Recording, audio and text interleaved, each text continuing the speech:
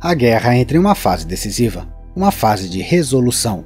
Embora os russos dominem a linha de frente, o governo americano que está saindo, mas com a aprovação tácita do governo que entra, está infligindo novos golpes aos russos para forçá-los à submissão antes das negociações futuras.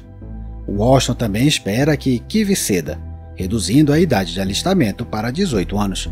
O tema da mobilização e da eficácia geral do exército ucraniano é um tópico muito mais complexo do que apenas a idade de alistamento. Ainda assim, Kiev está tentando se adequar à estratégia americana de paz por meio da escalada, infligindo golpes maciços no setor industrial e militar russo. Os americanos estão tapando buracos nas sanções ao óleo e gás russos, enquanto os ucranianos complementam essa estratégia, fechando a maior artéria de gás da Europa, encerrando a era do triunfo do gás russo no velho continente. Como resultado, a Gazprom foi forçada a demitir 40% de sua gerência. Vamos olhar a fase atual da guerra, como de costume, no mapa.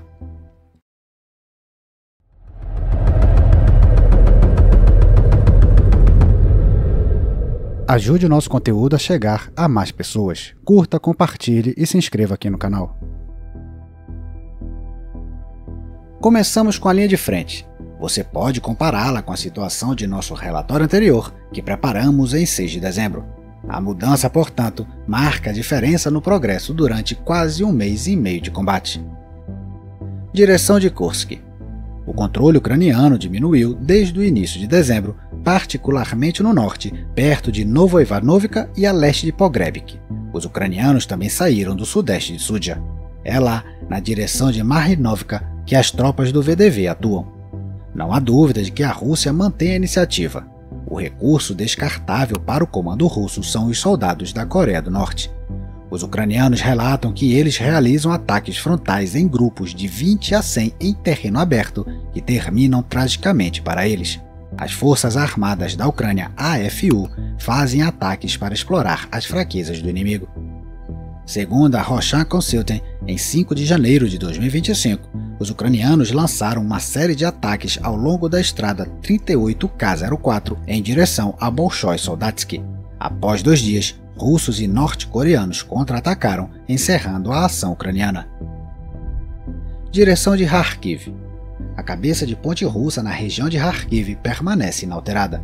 Os ucranianos conseguiram mover ligeiramente a linha de frente para o norte em direção a Lubuk. Aqui não é prioridade para nenhum dos lados. Direção de Luhansk.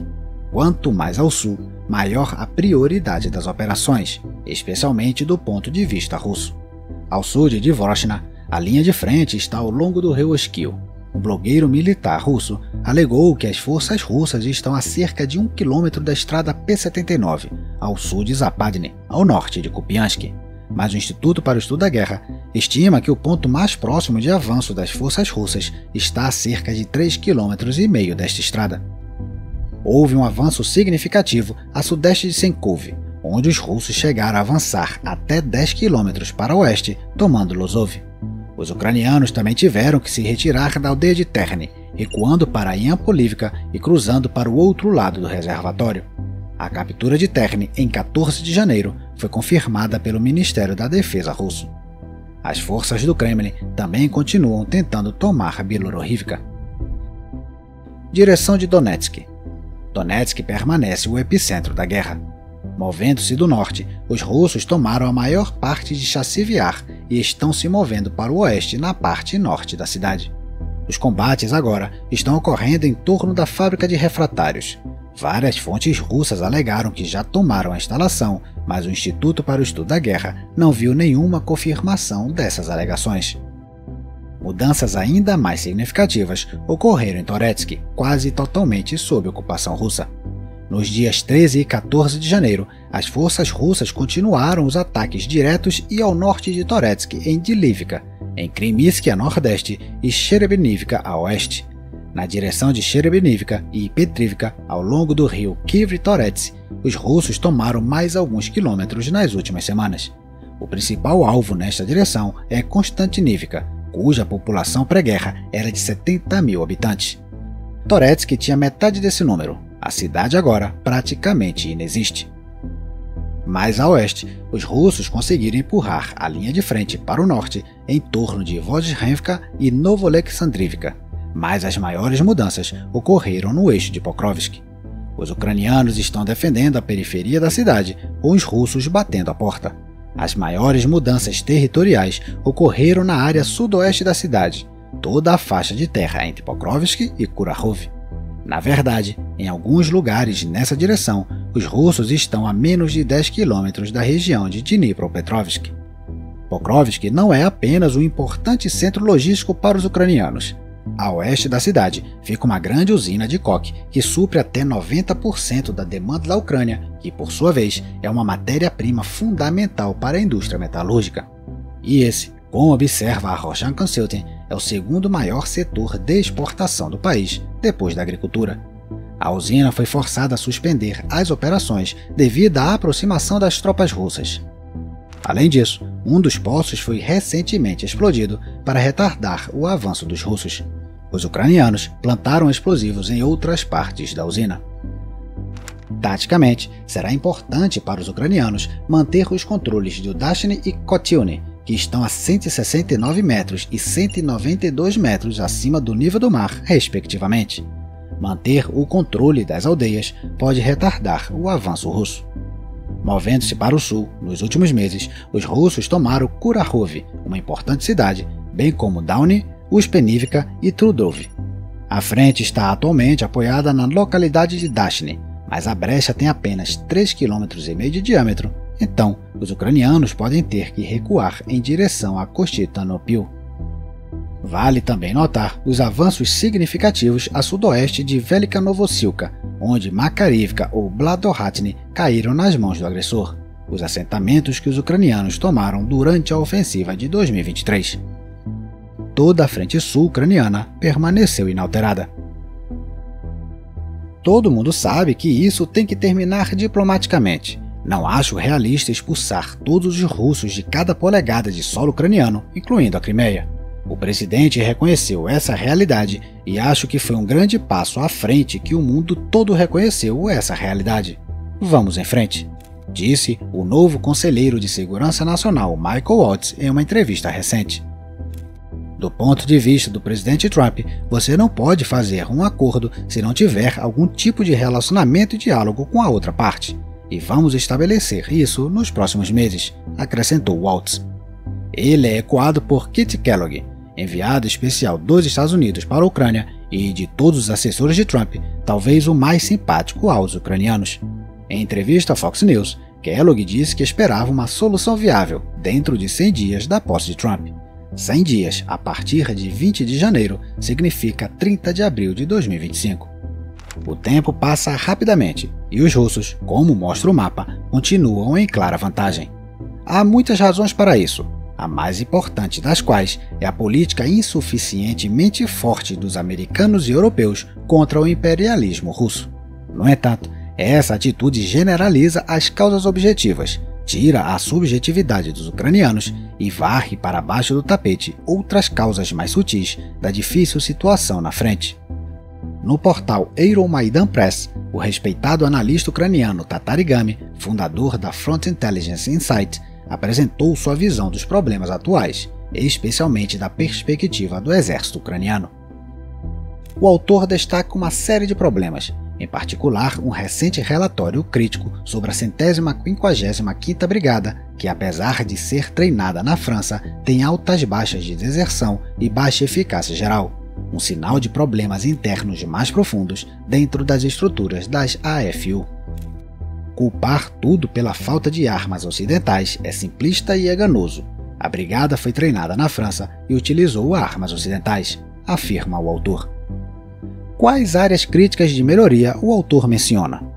Primeiro, o mecanismo de mobilização e a falta de infantaria. Um soldado de infantaria é uma das posições mais difíceis de encontrar em uma guerra, e cada dia adicional de combate reduz suas chances de sair dele intacto.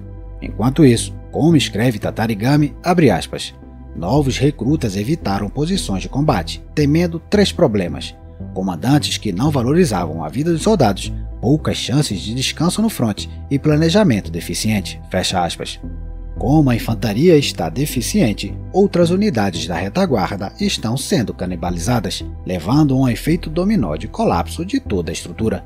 O Pravda ucraniano relatou que mais de 5.000 militares da Força Aérea foram transferidos para o exército, indo parar na infantaria. O autor continua, abre aspas, quando batalhões estão desesperados por infantes, eles buscam em funções de apoio cruciais, morteiros, equipes médicas e operadores de drones. Isso cria um efeito dominó mortal. As unidades de apoio são esvaziadas e soldados não treinados enfrentam o fogo inimigo, fecha aspas. Isso também prejudica os esforços de recrutamento, pois as pessoas perdem a confiança, ainda mais porque o sistema permite que ricos e pessoas influentes evitem o alistamento, agravando a sensação de injustiça. Este sistema disfuncional traz consequências negativas.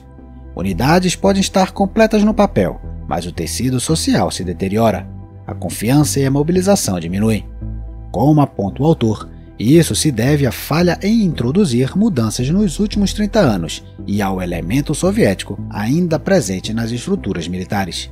De certa forma, esta também é a razão para os outros problemas descritos no artigo: falhas organizacionais e estruturais, relatórios defeituosos e falta de responsabilização.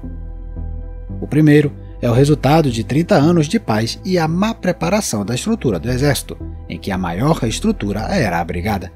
O segundo é uma cultura que se desenvolveu ao longo dos anos, na qual relatar um problema é condenado. Então, é melhor não fazê-lo e escrever relatórios cor-de-rosa. Este fenômeno também existe no exército russo e tem consequências desastrosas, pois os problemas são varridos para baixo do tapete. O quarto ponto mencionado pelo autor é a percepção de abandono pelo Ocidente. Surge uma pergunta amarga. A Ucrânia deve ser apenas um estado-nação, uma fronteira sangrenta entre a União Europeia e a Rússia? Os ucranianos devem suportar uma guerra sem fim e dificuldades econômicas, enquanto a Europa contribui minimamente para sua própria defesa, escondendo-se atrás da proteção americana? Pergunta o autor. O último problema, segundo o analista, é a má comunicação e objetivos pouco claros do governo. A propaganda otimista de Kiev levou, por exemplo, ao otimismo excessivo em relação à ofensiva de 2023, que foi mal sucedida.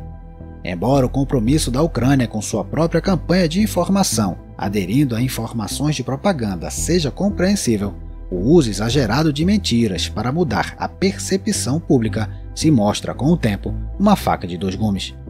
Então, quais são as possíveis soluções para a situação difícil criada pelos fatores acima? Primeiro, reforma da estrutura de comando do Exército. Grande parte da resistência à mudança vem de generais das décadas de 90 e 2000, um período de declínio militar, corrupção, corte de pessoal e estagnação na carreira. A maioria desses generais tem pouca ou nenhuma experiência em combate, promovidos em tempos de paz, sem ganhar suas insígnias em batalha. Tatarigami sugere que os jovens comandantes que provaram seu valor na guerra em curso desde 2014 devem ter um papel mais proeminente. A Ucrânia precisa de um sistema meritocrático, não em conexões ou lealdade política. Segundo, melhoria sistemática da situação da infantaria na linha de frente. Servir em unidades na linha de frente deve trazer grandes privilégios que outros não têm. E isso inclui condições de serviço fixas e opções garantidas de desmobilização ao final do serviço. Ao mesmo tempo, não deve depender apenas de voluntários, porque ninguém nunca ganhou uma guerra lutando apenas com voluntários. O Estado também deve deixar claro que cuidará dos veteranos se eles forem feridos. Por outro lado, a disciplina deve ser aprimorada, incluindo punição adequada por deserção e não retorno de licença. Terceiro, a Ucrânia precisa reestruturar o exército. O autor insiste, entre outras coisas, que as AFU devem parar de criar brigadas, mas preencher as já existentes. Uma ação recentemente admitida por Zelensky. Por fim, melhorar o sistema de treinamento. O autor insta à criação de um sistema eletrônico modernizado para coleta e avaliação de dados. Hoje, a realidade do treinamento é muitas vezes completamente diferente da realidade da guerra na linha de frente. O autor fez um trabalho importante em separar os elementos que dependem dos ucranianos daqueles que não dependem. É do interesse de Kiev buscar corrigir cada elemento de ineficiência, mesmo o menor, que pode mais tarde aumentar as chances de vitória ou encorajar maior apoio dos aliados. Até porque, como Tatarigami aponta, esses não são problemas triviais e melhorá-los pode fazer uma grande diferença no teatro de operações. Enquanto isso, o governo Trump parece entender que, para forçar o Kremlin a negociar, a frente deve primeiro ser estabilizada e os russos pressionados. Por isso, eles estão pressionando os ucranianos a reduzir a idade de alistamento para 18 anos, como Waltz disse. Os ucranianos respondem que não há sentido em mobilizar milhares de jovens, pois faltam armas. Kiev, obviamente, teme enviar sua geração mais jovem a um matadouro. Washington acredita que, em sua luta pela sobrevivência, especialmente agora, Kiev deve usar todas as ferramentas de pressão que possui. A Ucrânia se recusa a reduzir a idade de alistamento, mas não para de atacar os russos de outras maneiras. Em 14 de janeiro, as FU realizaram o mais intenso ataque ao complexo industrial militar russo, relatou o Estado-Maior. O ataque teve um alcance de até 1.100 quilômetros dentro da Rússia. Abre aspas. O Serviço de Segurança da Ucrânia, juntamente com as forças de defesa, continuam atacando instalações militares inimigas e o complexo industrial militar da Rússia. Cada golpe, seja em depósitos de munições, refinarias ou fábricas químicas, enfraquece a capacidade da Rússia guerrear na Ucrânia, fecha aspas, disse uma fonte do SBU ao Kyiv Independent.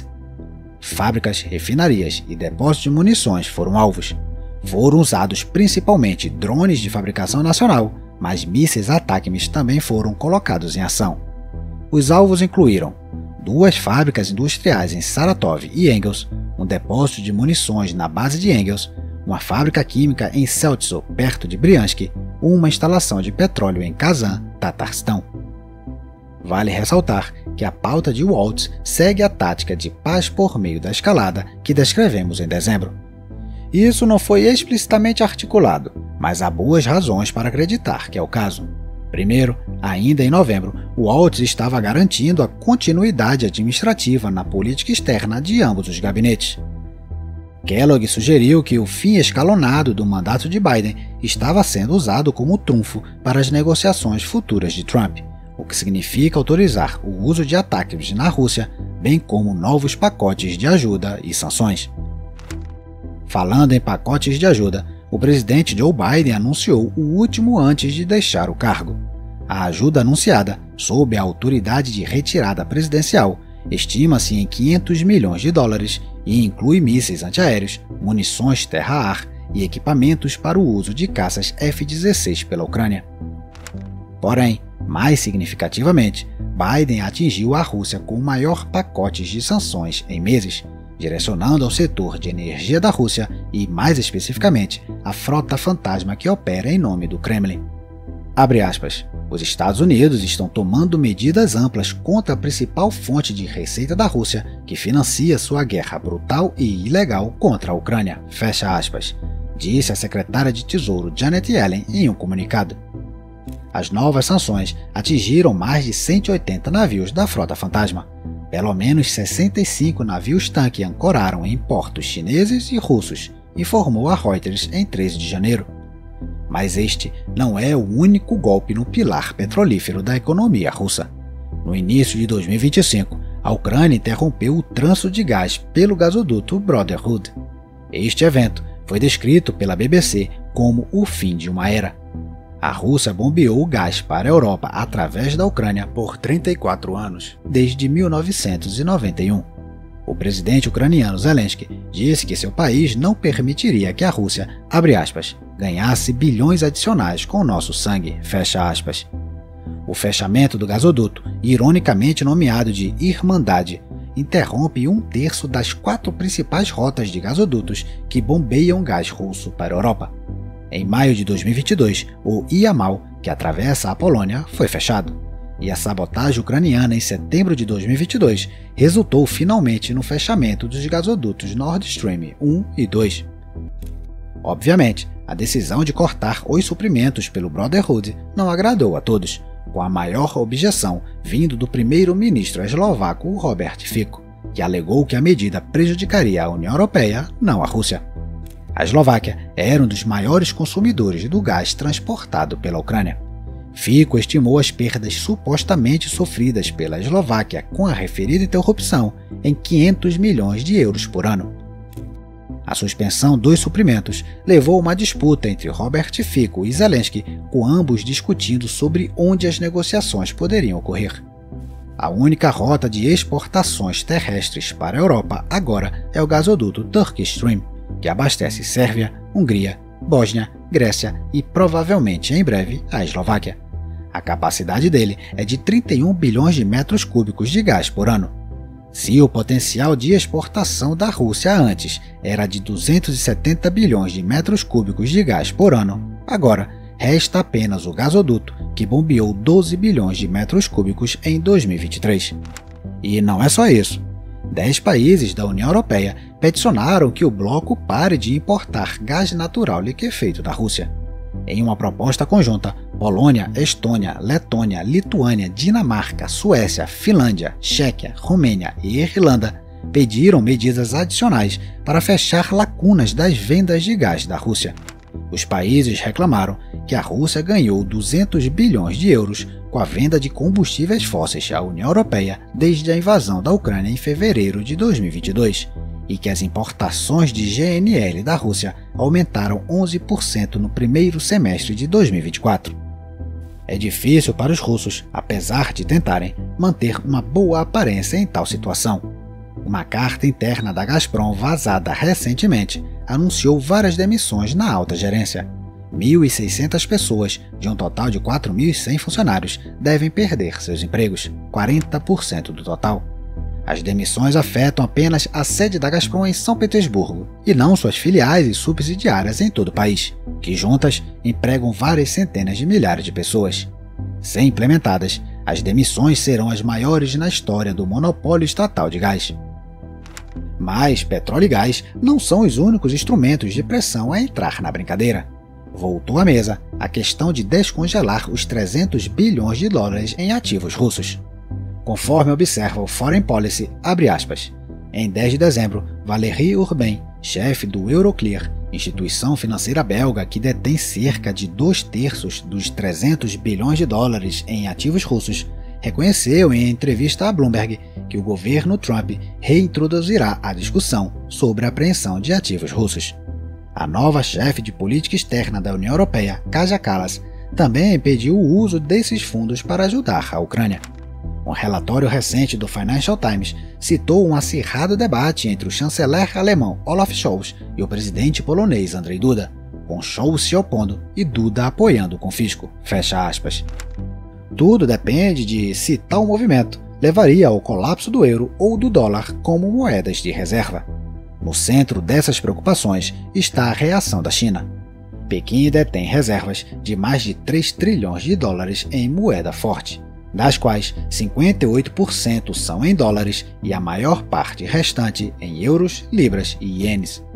Por outro lado, que moeda ou instrumento, além daqueles ligados aos Estados Unidos ou à Europa, a China poderia usar para investir suas reservas? Mesmo após o confisco, a credibilidade das instituições financeiras ocidentais seria maior do que qualquer outra disponível no mercado. Volodymyr Zelensky disse em entrevista ao popular podcast Lex Fridman que a Ucrânia estava pronta para gastar o dinheiro em armas americanas.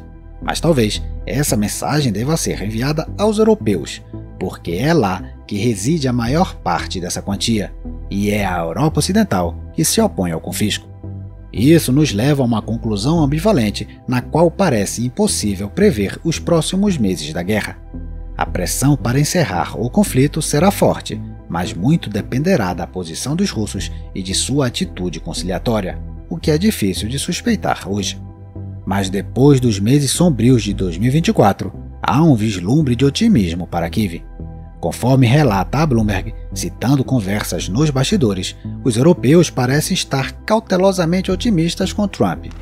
Há a possibilidade de que o novo governo possa ajudar a Ucrânia devastada pela guerra a retornar a uma posição de força antes de quaisquer negociações, relata a agência. O texto cita a boa relação de Trump com Giorgia Meloni que é uma forte defensora da ajuda a Kiev. Por outro lado, temos J.D. Vance, que iguala os dois lados do conflito, instando todos a pararem de chamar um de bom e o outro de mau. Tendo como premissa a mentalidade empresarial do presidente Trump, o Centro de Estudos American Enterprise Institute calculou que uma vitória russa exigiria um aumento de 808 bilhões de dólares nos gastos do Pentágono até 2029. Este é o custo da instabilidade na Europa e no Oriente Médio, resultante de os Estados Unidos suavizar sua postura em relação à Rússia na Ucrânia. A guerra continua. Zelensky está otimista de que ela terminará em 2025. Enquanto traduzo este roteiro em 16 de janeiro, a guerra já dura 1.057 dias. Isso significa que a guerra russo-ucraniana já durou mais da metade da duração da Segunda Guerra Mundial, que durou 2.077 dias na Europa. No meio do caminho, os alemães estavam dominando a Europa e implementando a solução final da questão judaica, o Japão estava triunfando no Pacífico e os americanos estavam apenas entrando na guerra. Acontecerá o mesmo desta vez? Veremos nos livros de história que os americanos só entraram seriamente na guerra agora? Há pouca evidência de um desenvolvimento semelhante hoje, embora a história mostre que o tio Sam gosta de intervir em um estágio crucial de um acordo, dando um golpe decisivo no momento que ele julga apropriado. É o que Moscou teme e o que Kiev espera. Será Trump a dar esse golpe?